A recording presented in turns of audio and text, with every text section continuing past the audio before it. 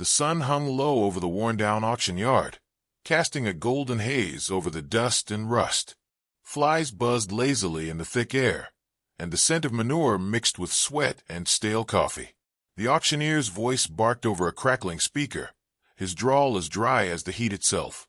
Horses were led in, paraded, poked, and bid upon like outdated furniture. Some whinnied nervously, others stood like statues, their eyes dulled from too many hands, too many miles. Then came the foal.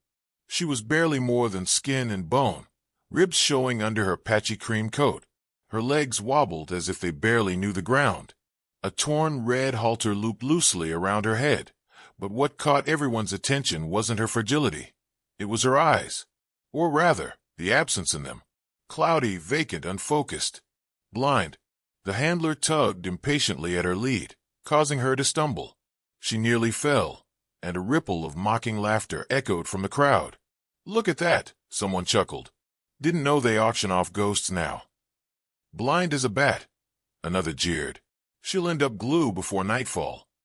The auctioneer didn't bother with flattery. 1-year-old filly, no sire on record. Special case, blind. Let's not waste time. Starting at $10. Anyone? Silence. Not a hand moved. Not a nod, not a blink of interest. The foal stood frozen in the dust, sides heaving, ears twitching toward voices she couldn't place. Her world was a cage of sound, shouting men, stomping hooves, buzzing wires, but no light, no safety. A minute passed. Then another. The auctioneer sighed loudly. "All right, no bids. Moving on to the next." "I'll take her." The voice was low, ragged, coming from the very back of the crowd. Heads turned. Some smirked. Others stepped aside with visible disgust. The speaker was an old man, wrapped in layers of clothing that hadn't seen a wash in months. His coat was 2 sizes too large, patched at the elbows with duct tape. His boots were cracked, the toes stuffed with cloth. A battered gray beanie covered his white hair, and a canvas bag hung from one shoulder like a sagging weight. He stepped forward slowly, his hand trembling as he reached into his pocket. He produced a crumpled dollar bill, a few coins, and placed them on the wooden bidding rail. "That's not enough," the auctioneer scoffed. "This isn't charity, old man." Someone in the crowd laughed. "What's he going to do with a blind horse? Beg for change together." The man didn't look at them. His eyes, though bloodshot and sun-worn, were locked on the foal. And strangely, the foal turned her head toward him, ears tilting forward, as if the sound of his voice, or maybe something else, reached her. A younger worker, no more than 19, moved beside the auctioneer and whispered something in his ear. The auctioneer frowned, then shrugged. "Fine. Kid's covering the rest. Take her. Good luck feeding her with pocket lint." The handler let the rope drop. The foal stood frozen for a moment, then took a hesitant step forward. Her nose brushed the old man's sleeve, nostrils flaring. He didn't move. He simply whispered, "Easy, girl. I got you now." The crowd began to drift away, attention already shifting to the next lot, but the bond was already forming in the dust behind them. She leaned into him, as if instinctively understanding that he was the first thing in her life that wouldn't yank or shove.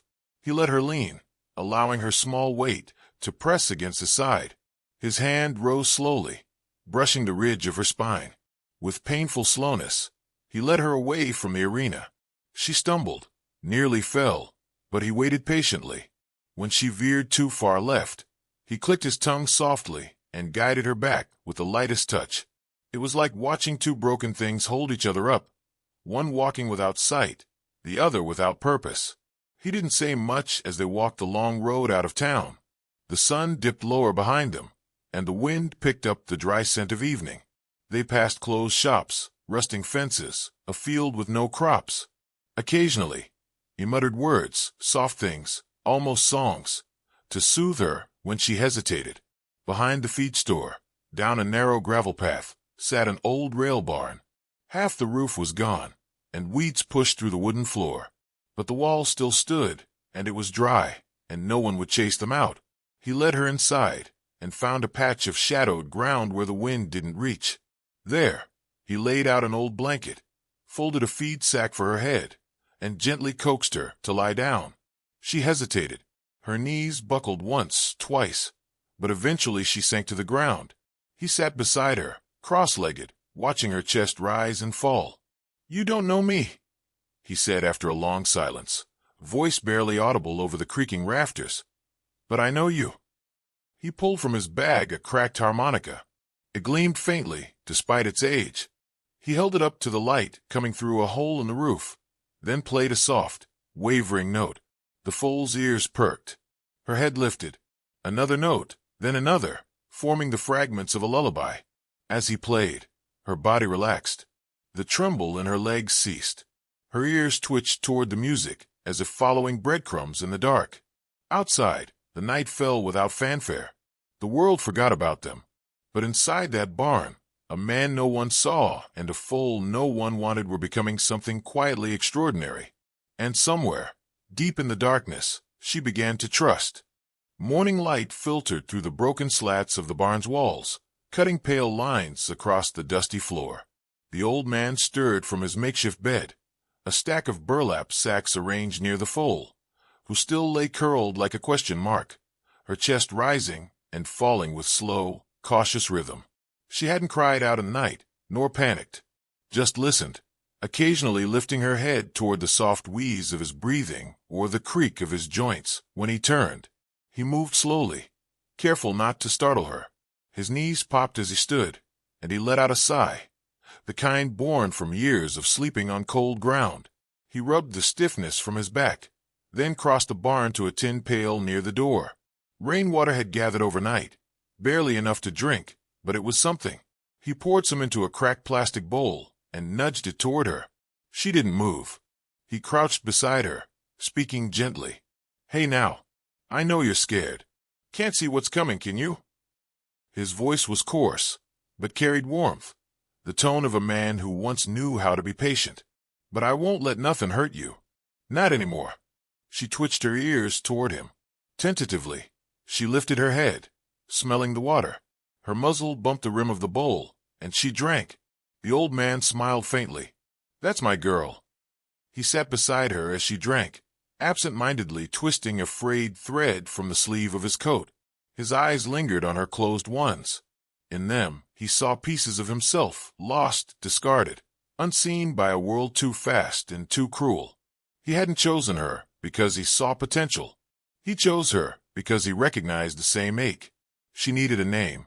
Not just to call her, but to give her something the world had refused: identity, belonging. "Hope," he whispered. "That sound all right to you?" She lifted her head slightly, tilting it as if listening. He took it as a yes. Hope. He spent the rest of the morning rummaging through town's forgotten corners.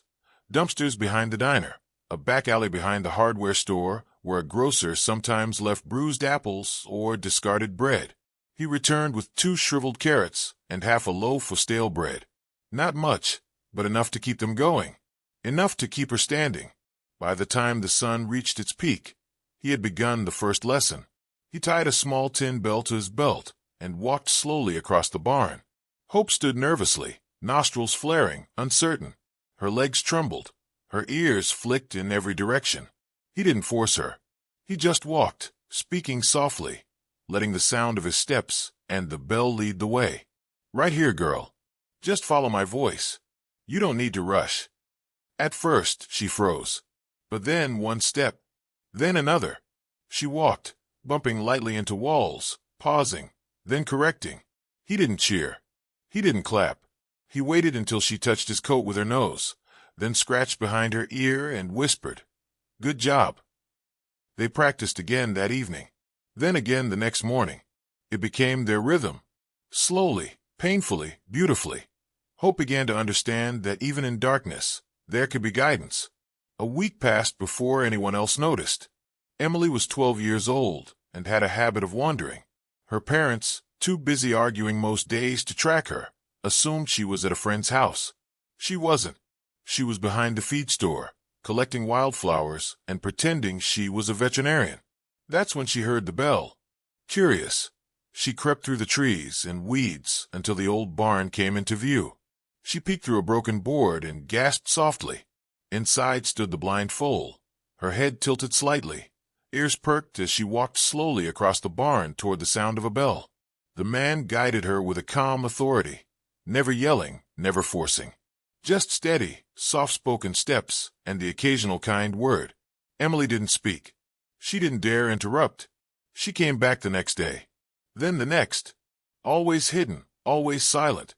One afternoon, she brought a bag of carrots and a worn brush. She stood outside the barn until the man noticed her. When he did, he didn't look angry, just surprised. "I'm not here to steal," she said quickly. "I saw what you were doing. I think it's beautiful."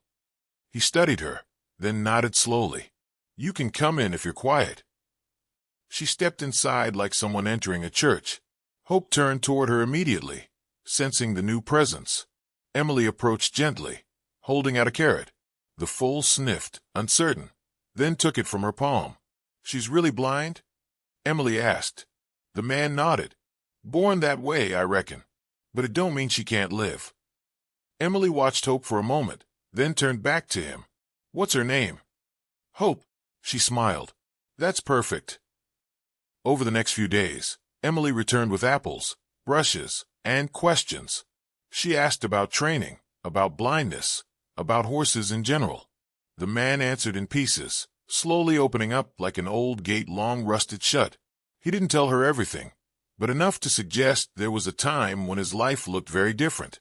One evening, after they had both taken turns walking Hope through the sound course, Emily pulled out a phone. "I think people should see this," she said. "No," he said, firmer than before. "This ain't for show." "But it's not about showing off. It's about showing people what's possible." He didn't answer, just stared at the ground. She hesitated, then tucked the phone away. But he noticed her expression, the way her hands clenched, the quiet hurt in her eyes. "You want to help?" he asked. She nodded. "Then help her walk straight. Talk low. Let her know you're there." And she did. The next day, and the day after that, Emily stood at one end of the barn, and the old man at the other. Hope moved between them like a living heartbeat, guided by the sound of love. But good things never stay secret for long. One afternoon, as the three of them trained beneath the amber light of a dying sun, a shadow fell across the barn's entrance. A uniformed man stood there, clipboard in hand, badge gleaming. "We got a report," he said flatly, "about a horse being kept in improper conditions." The old man didn't flinch. He stepped forward slowly, placing himself between Hope and the stranger. "She's not in danger," he said quietly. "She's healing." The officer glanced around, unimpressed. "We'll see about that." Hope took a step backward, her ears pinned in fear. And just like that, the fragile piece they'd built began to tremble. The officer stepped into the barn with heavy boots, crunching straw beneath him as he scanned the surroundings. His expression was unreadable, but it lacked warmth. The clipboard in his hand looked more like a threat than a formality. Hope, sensing tension, backed up a few more steps until her flank brushed the barn wall. The old man didn't move from where he stood, planted between the officer and the trembling filly. "I'm not here to cause trouble," the officer said, glancing over at Emily, who stood frozen, a brush still in her hand. "But I have to file a report. This structure isn't zoned for animal housing, and the filly has no registration. Legally, she doesn't belong to you." The man's eyes flicked downward for a moment. "She didn't belong to anyone when I found her. She was headed to slaughter." "That's not the point," the officer replied, more gently now. "I understand you care for her, but if someone makes a complaint, we have to investigate. If she's not in a proper facility or under a licensed caretaker, animal control has the right to step in." Emily stepped forward, her voice shaking. "She's not hurting anyone. She's safe here."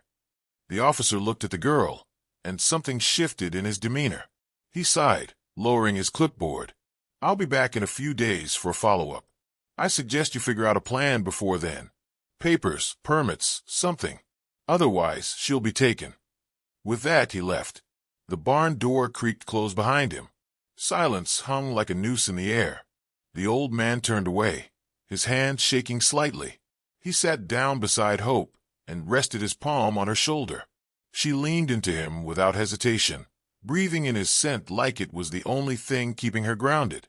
"I knew it wouldn't last," he muttered, almost to himself. "Yes, it will," Emily said, fiercely now. "We'll find a way." He looked at her.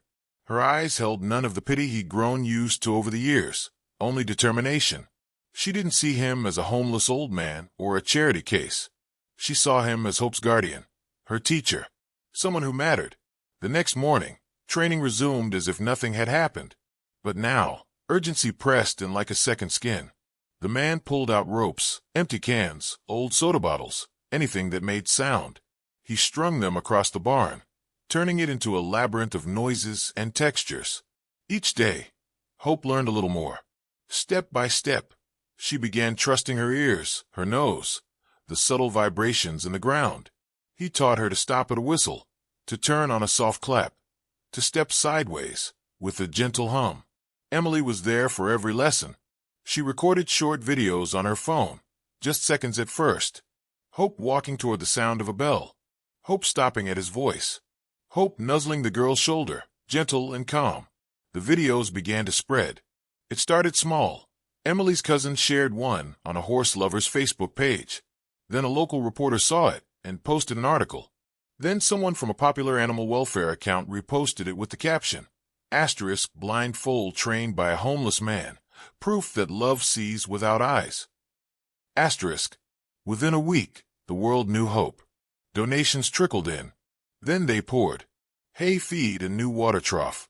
A local vet arrived, not for inspection, but out of curiosity. She gave Hope her first proper checkup, and was amazed by her condition. "Her trust is rare," the vet said, brushing Hope's mane softly. "Blind horses usually take years to reach this level of calm." "She doesn't trust easy," the man said. "She trusts me. That's different." Emily pulled him aside that evening, clutching a folded paper. "There's a therapy event at the fairgrounds next week," she said. "They want you and Hope to come. Just a short walk in front of some kids with disabilities. Nothing fancy. They think it could make a big difference." His face darkened. "She's not a show pony." "I know," Emily said gently. "But this isn't for show. It's for proof." He turned away, unsure. Public spaces meant noise, chaos, judgment, but also eyes. Eyes that might see what Hope had become. Eyes that might protect her from being taken. He said nothing, but the next morning, he began preparing her for crowds. He banged pots softly, played loud music from Emily's phone, simulated the sounds of applause and sudden movement. Hope startled at first, but the man was always there, his voice anchoring her like a lighthouse in a storm. The day of the event arrived with a biting wind and overcast skies. The fairground pulsed with energy, children laughing, balloons popping, speakers buzzing with announcements. It was chaos incarnate, and Hope's ears flicked wildly in all directions. "Easy," he whispered. "We've done this before. You trust me." She snorted softly and stepped forward. They walked into the ring slowly. Hundreds of faces watched in silence. Hope followed his lead, responding to each subtle cue. His whistle, his click, his steps. She stopped on command, bowed her head, nuzzled his chest when he tapped his collarbone. A moment of hush stretched long and wide across the arena. Then a thunder of applause. Tears flowed, not just from the children and their parents, but from strangers, people who didn't understand how a man with nothing had given something so priceless. Later, as they stood near the trailers, catching their breath, a sharply dressed man in polished boots approached. "I'm from Westridge Ranch," he said. "I saw your video. I'm offering $5,000 for the horse. She could be the face of our brand. Triumph over adversity. Something like that." The old man looked down at Hope, then back at the man. "She's not for sale." The man laughed. "Everyone's got a price." The old man stepped forward, his voice calm but firm. "That's the difference between you and me. I don't own her. We belong to each other. That can't be bought." The man left in a huff, muttering under his breath. That night, as the barn returned to its quiet hush, Emily sat cross-legged beside Hope, stroking her mane. "Do you think they'll come back again?" she asked. "Animal control?" "Maybe," he said, "but now the world's watching." And in the dim light of the barn, With Hope asleep between them and the wind whispering through the walls, it finally felt like that meant something. A week passed, then two. The barn was no longer a forgotten ruin on the edge of town. It had become a place people whispered about, then talked about openly, and now visited with offerings of grain, hay, or quiet admiration. Hope's name had become synonymous with resilience, and the man, once invisible, was no longer a nameless shadow. But with recognition came pressure, and beneath the surface of every kind smile and donation was the same question: what happens next? The answer came in the form of an envelope. Emily found it pinned to the barn door one morning, sealed with a county stamp. She read it once, then again, her hands trembling. The follow-up visit from animal control had been delayed, but now it was official. An inspection was scheduled. They would determine whether the structure met basic safety requirements, whether Hope was registered under legal care, and if not, she would be removed.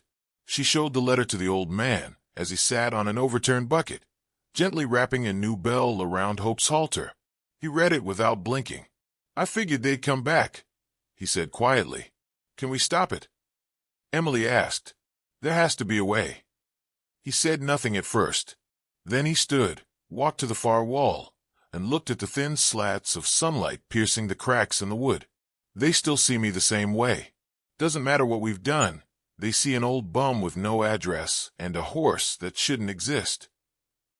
Hope ambled toward him, guided by the sound of his movements. She nuzzled his back gently, unaware of the letter or the world's rules. He turned and rested his forehead against hers. "I won't let them take her," he whispered. "I don't care what it costs." Later that evening, Emily sat cross-legged in her bedroom, scrolling through her videos of Hope, each one showing progress, courage, trust. She compiled them into a single clip and added a message at the end. Asterisk, this is Hope, and this is the man who saved her. Now they need your help. Asterisk. She posted it everywhere she could think of. By midnight, it had crossed 1 million views. The next day, a local news station arrived. They interviewed Emily, then the man, who spoke softly but with conviction. He didn't ask for anything. Not money, not pity, only time. Time to let Hope continue living where she felt safe. That night, a petition began to circulate. By morning, it had gathered tens of thousands of signatures. But the county didn't deal in likes or viral stories. It dealt in regulations and deadlines. The morning of the inspection, the barn stood as ready as it could be. The man had patched what he could, swept the floor, cleared away hazards. Emily stood by Hope's side, gently stroking her neck. A small crowd had gathered outside, not to protest, but to witness. The tension was palpable. The officer from before arrived, this time with 2 others. He didn't wear the same hardness in his eyes as he had weeks ago, but his voice remained professional. "We'll need to conduct a full evaluation," he said. "Please cooperate." They examined the barn, its walls, the feed supply, water access. They checked Hope's paperwork, which now included a temporary permit filed by an anonymous donor. Everything looked barely passable, but passable nonetheless. Then came the moment everyone dreaded. "She still doesn't belong to a licensed stable or verified caretaker," the second officer said. "That leaves us limited options." Before the man could speak, the officer from before raised his hand. "We've reviewed the petition. We've seen the footage, and we've confirmed that the filly is in exceptional health under his care." He turned to the old man. "If you're willing to sign a guardianship affidavit and agree to monthly welfare checks, we can let her stay." The barn seemed to exhale. The man nodded. "I'll sign whatever you need." The paperwork was drawn up right there, inked on the hood of a patrol truck, while Hope stood nearby, swaying gently in the breeze. As the officers departed, a cheer rose from the onlookers. Emily hugged Hope's neck, burying her face in the coarse cream fur. That night, they celebrated, not with banners or noise, but with quiet music. The man pulled out his harmonica, and under the moonlight streaming through the barn roof, he played the same haunting tune he'd played the first night Hope had slept by his side. Emily sat nearby, swaying to the melody, her eyes closed. Hope stood between them, calm and content. There were no more cages, no more uncertain tomorrows, only this moment, held softly in the space between breath and memory. As the song faded, Emily spoke. "What are you going to do now?" The old man looked at her, the lines on his face deeper than before, but his eyes shining clearer. "Keep walking," he said, "just like we taught her." Weeks passed. A new shelter committee offered the man a part-time position as a stable assistant. Emily visited daily after school. Donations slowed but didn't stop. And hope. She continued learning. New sounds, new steps, new trust. One afternoon, Emily and the man stood together, watching Hope graze peacefully near the edge of a pasture someone had lent them. "She's not just surviving," Emily whispered. "She's thriving." The old man nodded. "Funny thing about blindness," he said. "It doesn't stop you from seeing what matters." They stood in silence as the sun dipped low.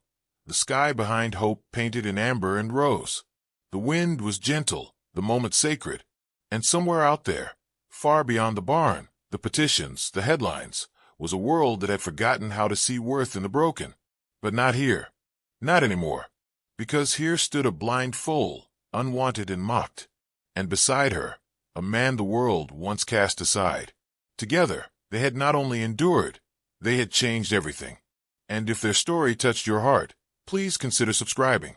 I bring true, heartfelt stories every day. Stories of second chances, and the quiet kind of courage the world needs to remember.